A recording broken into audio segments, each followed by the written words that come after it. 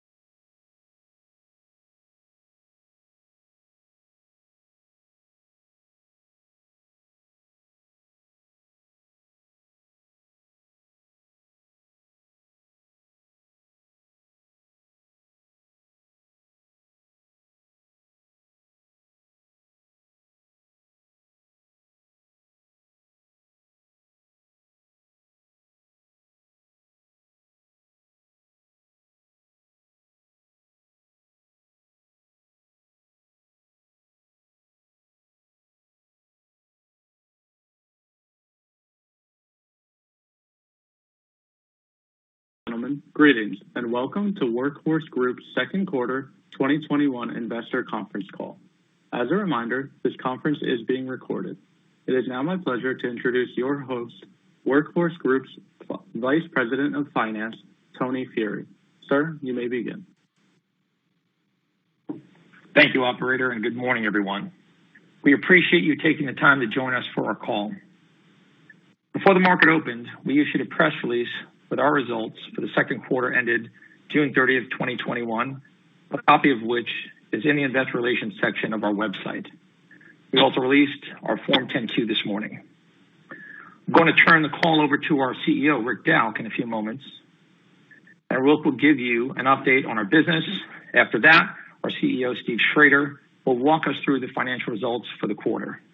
But before we begin, I want to call to your attention our safe harbor provision for forward-looking statements that is posted on our website and is part of our quarterly update.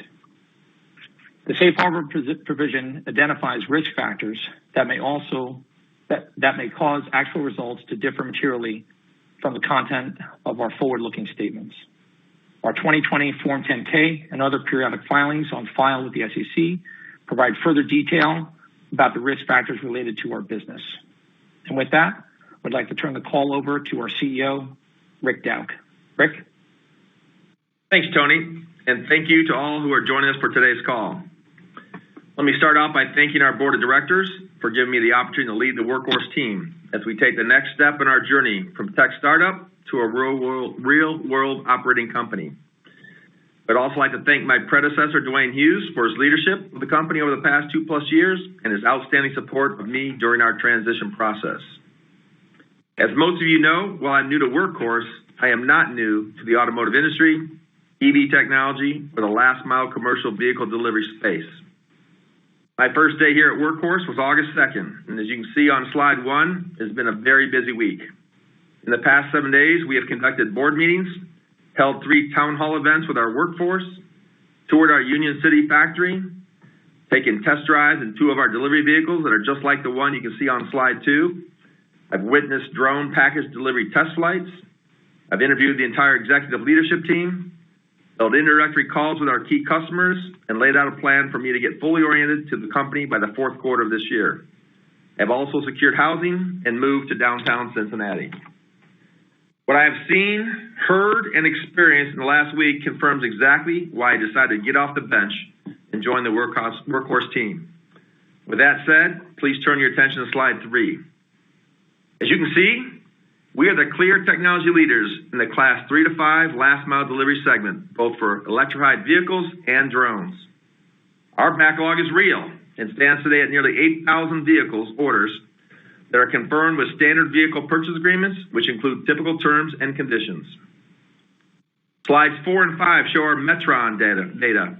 that we have 381 vehicles on the road and in the hands of our customers operating in 21 states with over 8 million miles of real-world driving experience. The Metron can provide a multitude of operating data both to us and our customers that allows us to gain data and provide users with increased vehicle efficiency.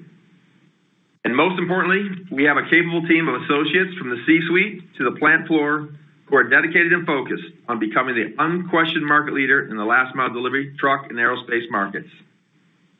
That being said, we need to overcome some growing pains as we make the transition from a tech startup to a full-blown operating company. We have a lot of work to do around vehicle designs, bill of material costs, and efficient lean manufacturing operations, areas where I've spent most of my career over the past 3 decades. I'm excited to be here and look forward to digging in and learning more about our company. Let me now provide a few quick updates on our business units. Let me turn to our truck business first, where we have made significant improvements in our production process. Year to date, we have produced over 133 vehicles, both for our own use as a test fleet and for select customers. 14 of those trucks were delivered in the second quarter, and we anticipate the remainder to be leased or sold to niche markets within the next 12 months. In building these vehicles, we have learned valuable lessons about what we can do to make our C1000 series vehicles easier to produce and even better value for our customers. Our initial production run has confirmed the excitement in the market for our C1000 product, which we have shown to existing customers and dealers and are beginning to deliver in limited quantities. What is clear from initial customer feedback is that we need to further increase the payload capacity of our vehicles. Although there are niche market opportunities for the lower payload vehicle, those opportunities are limited. The majority of our customers need a higher payload vehicle, which serves a much larger market segment. Our engineering teams are already hard at work on the revised designs of the C1000.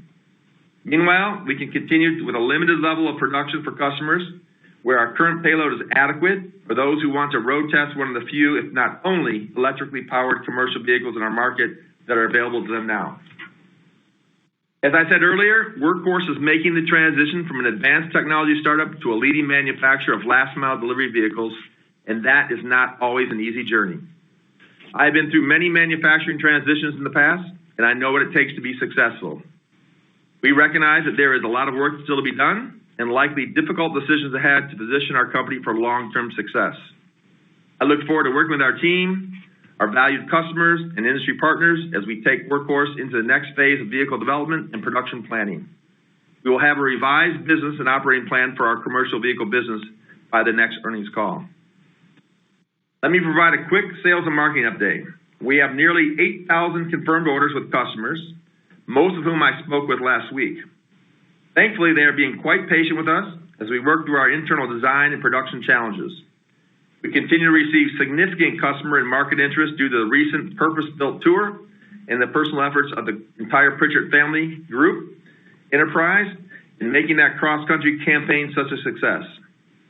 Taking full advantage of the increased interest generated, we will be launching a rebranding campaign this quarter, which will include a new website, additional show trucks that will make their way across numerous high-visibility events throughout 2021, as well as unveiling our customer experience and training center right next to our manufacturing facility in Union City, Indiana.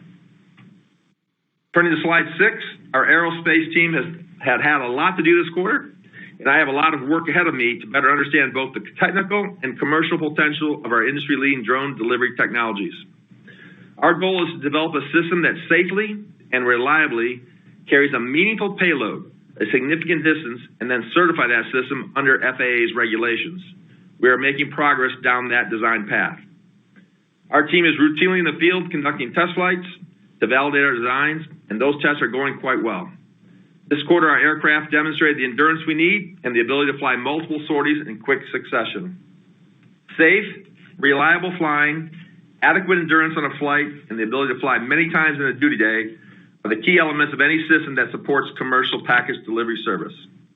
In the second quarter, we flew our system more than 20 missions in a duty day, validating our design and our ability to hit the op tempos the market will demand. Our work with the FAA is moving forward. The FAA has assigned us a project manager and a team of subject matter experts to work with on the certification process. There is new FAA guidance which may stretch certification for some systems in the pipeline, including ours. From our point of view, The FAA is working hard to strike a healthy balance between public safety and the fielding of new technologies as quickly as possible. With that, I'll turn the call over to our CFO, Steve Schrader, to discuss our second quarter financial results. Steve? Thanks, Rick, and welcome aboard. Sales for the second quarter of 2021 were recorded at $1.2 million, compared with $92,000 in the second quarter of 2020. The increase in sales was primarily related to an increase in trucks delivered. There was a total of 14 trucks delivered in this quarter, compared to 1 in the same period last year. Cost of goods sold increased to $14.8 million in the second quarter of 2021, compared to $1.5 million in the second quarter of 2020. The increase in cost of goods sold was primarily related to an increase in the volume of trucks shipped, a write-down of work in progress and finished goods inventory to market value, and an increase in employee, consulting, manufacturing, overhead, and freight costs. Selling, general, and administrative expenses increased to $7 million from $3.9 million in the same period last year. The increase was attributable to an increase in employee, consulting, legal, and marketing expenses. Research and development expenses increased to $2.1 million from $1.6 million in the same period last year. The increase in R&D expenses was due to employee and contract labor issues. Other loss increased to $11.7 million from no loss in the second quarter of 2020. The other loss was primarily related to the reduction in the value of the fair market value of the investment in RIDE, the SPAC owner of Lordstown Motor Corporation. This loss is non-cash and is determined by the stock price of RIDE as of June 30th, 2021, which is $11.06 versus a price of $11.77 as of March 31st, 2021. There was no change in value during the same period in 2020. Net interest expense decreased to $10.5 million in the second quarter compared to $124.3 million from the same period last year. The decrease in interest expense was primarily related to the non-cash mark-to-market adjustments related to the convertible debt instruments and warrants in effect during these periods. Net loss in Q2 of 2021 was $43.6 million, compared with a net loss of $131.3 million in the second quarter of 2020. Excluding the non-cash adjustments, operating loss for this quarter was $22.7 million compared to $7 million in the same period last year. As of June 30th, we had approximately $156.6 million in cash on our balance sheet. However, we have since sold 72% of our RIDE ownership shares and are expecting net proceeds of nearly $79 million. That concludes my financial overview. I'll now turn the call back over to conclude the call. Rick. Thanks, Steve. I'm excited to be here at Workhorse. We are the technology leaders and have a great opportunity to build a profitable company over the next 24 to 36 months. Being a technology pioneer is not an easy path. We readily admit that we have numerous challenges to overcome, but I am confident that we have the team, the product technology, and will soon have an operating plan and commercial plan that we can execute to be successful. Let's go to work. So operator, please provide the appropriate instructions. Thank you. We'll now be conducting a question and answer session. If you would like to ask a question, please press star 1 on your telephone keypad. A confirmation tone will indicate your line is in the question queue. You may press star 2 if you would like to remove your question from the queue. For participants using speaker equipment, it may be necessary to pick up your handset before pressing the star keys. In the interest of time, we ask that participants limit themselves to one question and one follow-up. One moment, please, while we poll for questions.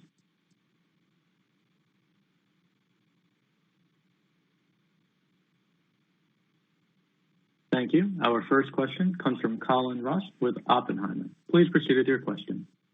Thanks so much, guys. Could you give us a better sense of what you're going to be working on with this redesign and what the cycle time is going to be on completing those designs and getting into production? Would really love to understand any technical elements that you guys are working on. Yeah, Collins, I've only been here a week, but I've done a lot of diligence before I got here, and obviously I've spent time with the team both at the factory in Union City and with the engineering team. We have set up the week of August 16th, we're going to go through full vehicle design reviews down to the bill of materials with both our engineering team and our purchasing team. It seems to me at a high level right now we have zero issues with our electronic and electric powertrain systems. Our vehicles in the field and the vehicles we built are meeting the 100-mile range that's required for about 96% of the vehicles in the commercial vehicle space. We have the ability to flex up to 150 miles if we add 2 more battery packs on there. Majority of our issues around vehicle dynamics around chassis systems, those kind of things, payload. Okay, I won't go on those details today. I'd ask for your patience. Give me 90 days and we'll come back with a detailed plan. The good news, at least from an outsider looking in and now a week of being an insider, is those vehicle dynamic issues are all solvable. We got to get the right engineers working on the right issues and then get the right suppliers there to help us, okay? And I would say this team has done a great job of putting together those designs. We need to do a better job of involving our supplier partners who are the experts in some of the subsystems. And if we do that correctly, I think we can be out to market with a damn good vehicle soon. That's super helpful. And then just as you roll these trucks out into the field and monitor them in terms of the learning cycles, what are you seeing in kind of early days in terms of your ability to integrate those learnings quickly into the operating system and how the vehicles actually perform out in the field? Yeah, one of the things I was excited about as part of my diligence, and now that I've been here, is this Metron system we have can track real time where our vehicles are operating anywhere in the country.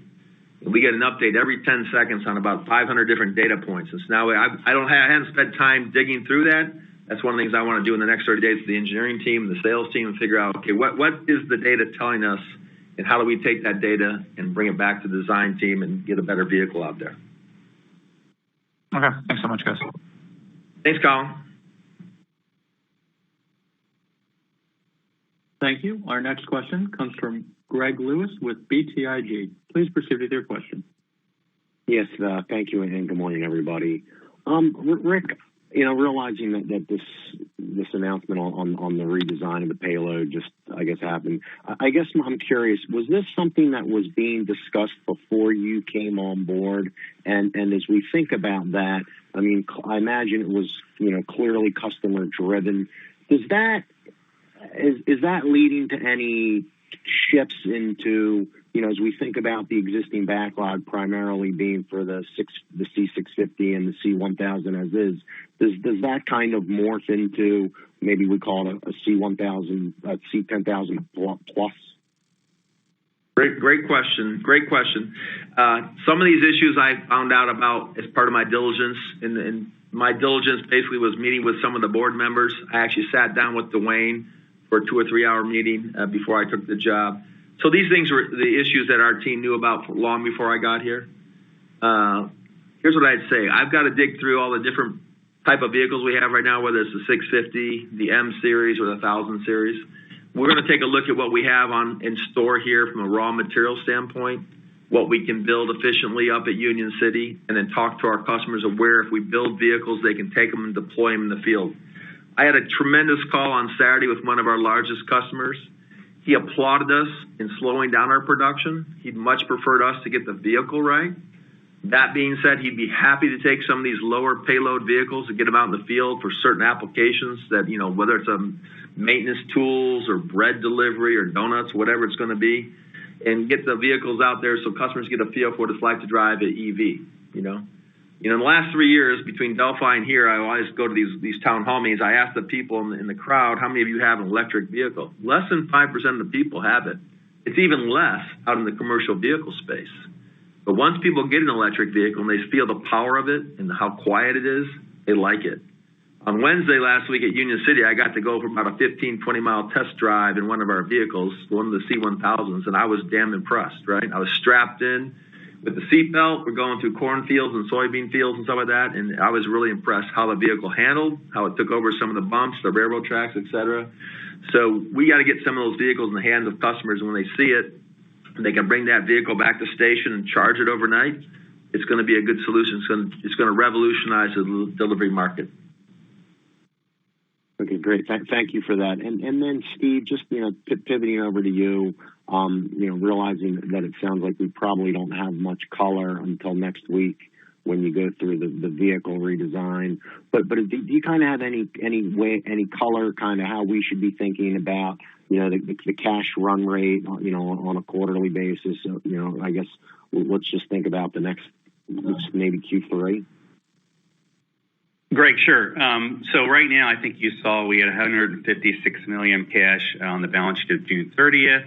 We've monetized 72% of the ride ownership, and that gives us almost another $80 million of cash, and some more to come on that. So I think we're pretty good from a cash standpoint. I would look at it as maybe $10 million a month, $30 million a quarter is kind of the cash burn. So I think we got a pretty good runway in front of us. Okay, great. Thank you for the time, everybody. Thanks, Greg. Thank you. Our next question comes from Jeff Osborne with Cowen and Company. Please proceed with your question. Hey, good morning, everybody. A couple questions on my end. One, Rick, I was curious on your views on automation and throughput, recognizing that you're experiencing or going through this redesign process, but just in general, the level of automation in Union City, is that something that you would want to step up as part of the redesign effort or not necessarily? Too early to tell, Jeff, I'd say. My experience at a previous company where I was on the board, automation wasn't a big issue for us. Typically, I like to use automation where there's two or three areas. One, there's a safety issue involved, especially with heavy parts, or there's redundancy. But the build rates on these vehicles aren't, 100 an hour, 60 an hour like you're in the typical automotive side of the house, right? But we'll look at opportunities as we look for that. And I'd say what we're doing right now, we're only building about 2 or 3 a day, up to 5 a day. I think our target down in the future will be much higher than that, and we probably have some time to lay out the factory. I was impressed by the factory, not its outward appearance. It needs a little bit of spruced up. We'll take care of that. But inside, we have a lot of capacity in terms of layouts for stations. We can have 2 assembly lines. We could probably have a 2 assembly line process.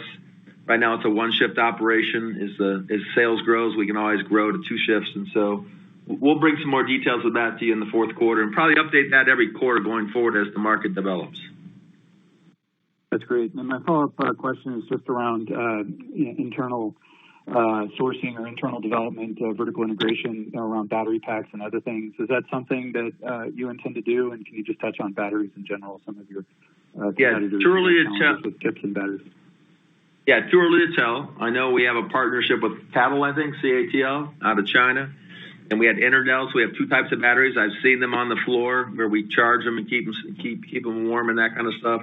We're going to go back and look at our what I call make versus buy decisions. What can we do in-house most cost effectively? What should stay out at suppliers? How we manage our inventory. As you guys know, if you know me, I'm a big believer in the Toyota production system. We've won multiple awards at my plants before, and we'll use that same system here at this company when it's applicable. Great. That's all I had. Thank you.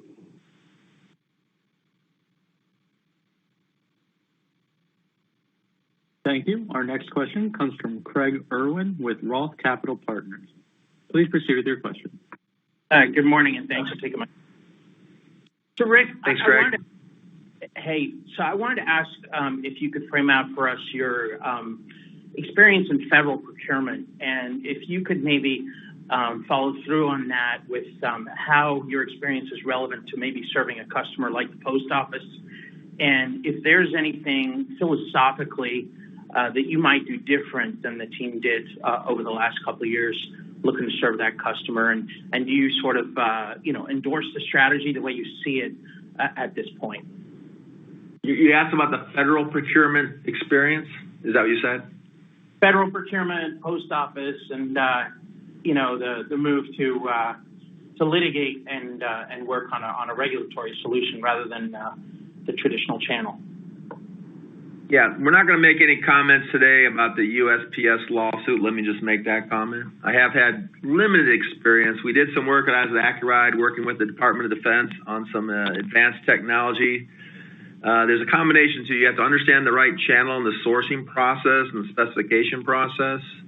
2, you got to work through the different budget cycles of the federal government, which happens every year, and all the dynamics that go around there between Democrats and Republicans. So let me take a look at that a little bit with the team.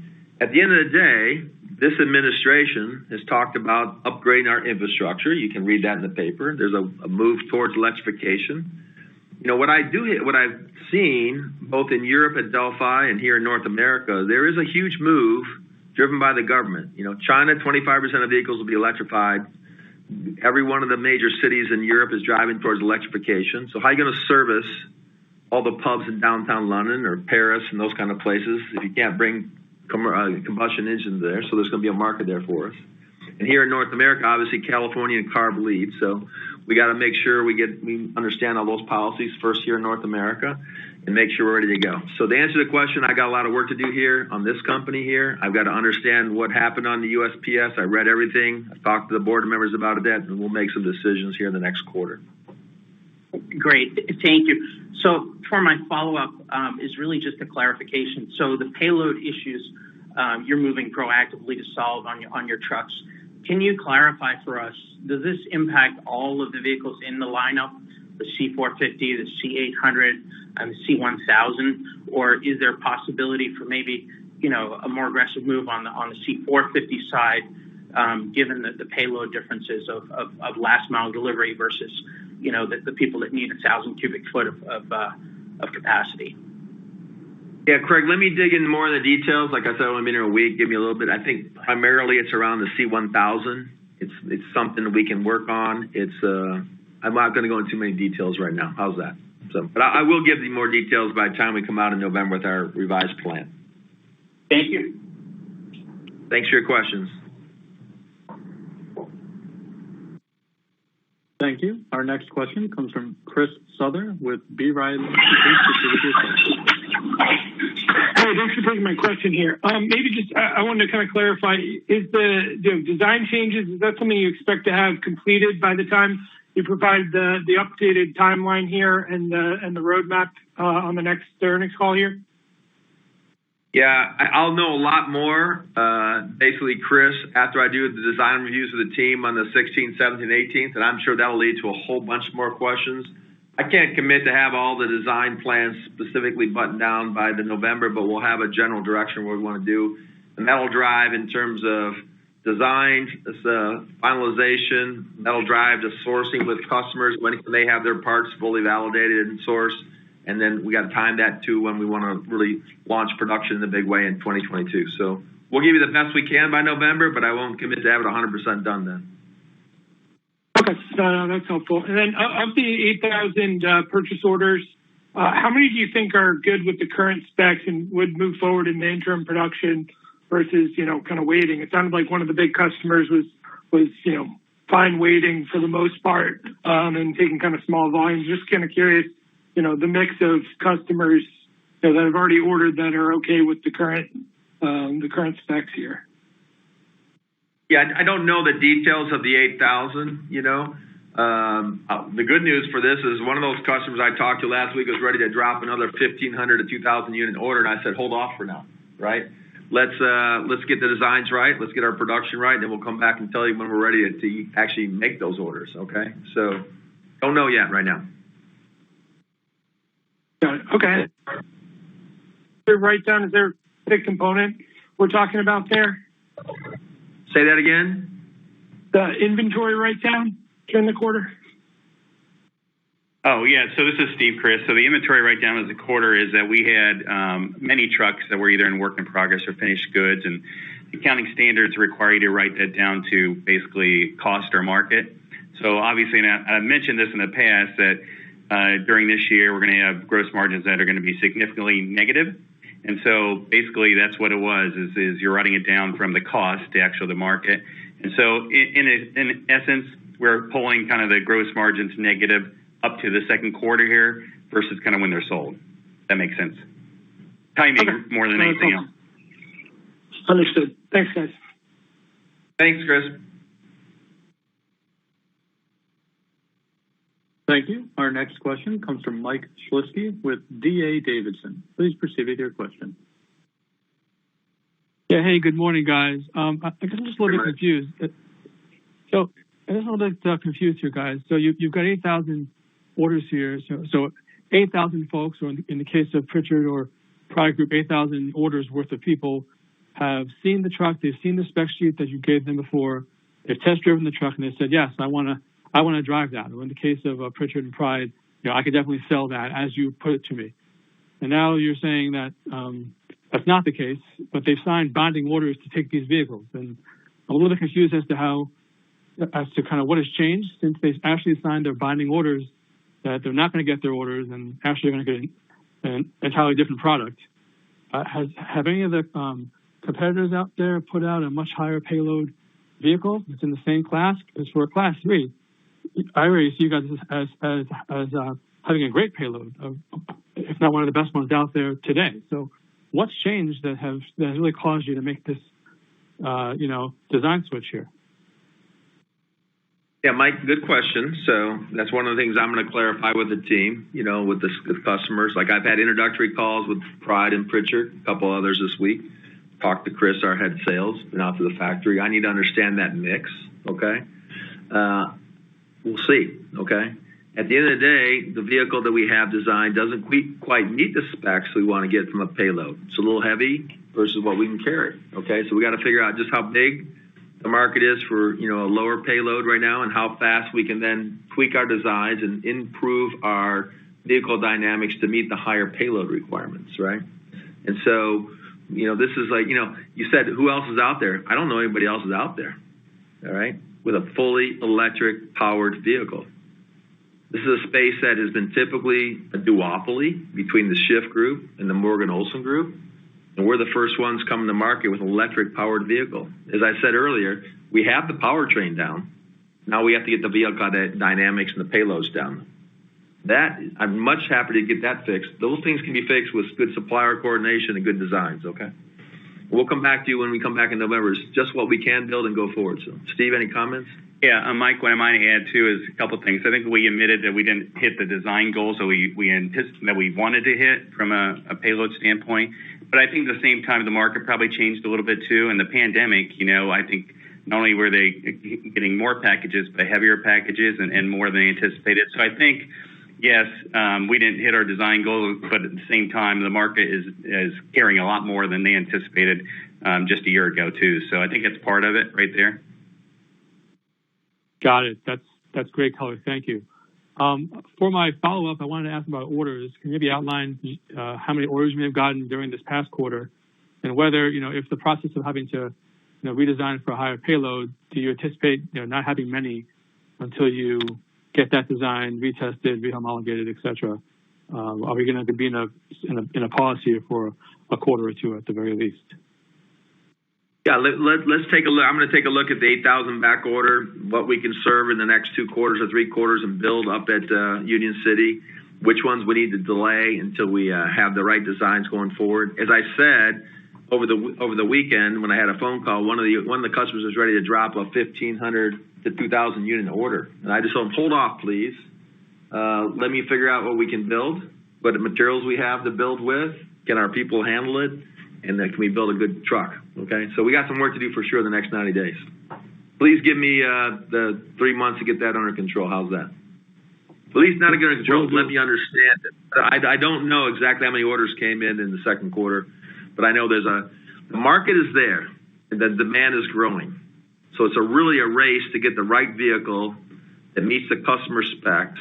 Powertrain, as I said, 96% of the vehicles on the last mile delivery for class 3, 4, 5 only travel less than 100 miles a day.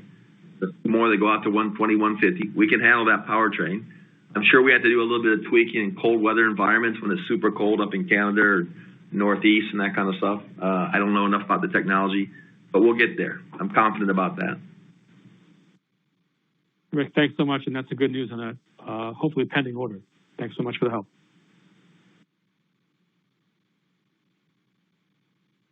At this time, this concludes the company's question and answer session. If your question was not taken, you may contact Workhorse's investor relations team at WKHS@gatewayir.com. I'd now like to turn the call back over to Mr. Dalk for closing comments. Thanks for joining us on today's call. I especially want to thank our employees, our business partners, and our investors for their continued support of Workhorse. We appreciate your interest in Workhorse, and I look forward to updating you on our next call. Operator, that ends our call. Thanks. Thank you for joining us today for Workhorse Group's second quarter 2021 earnings conference call. You may now disconnect.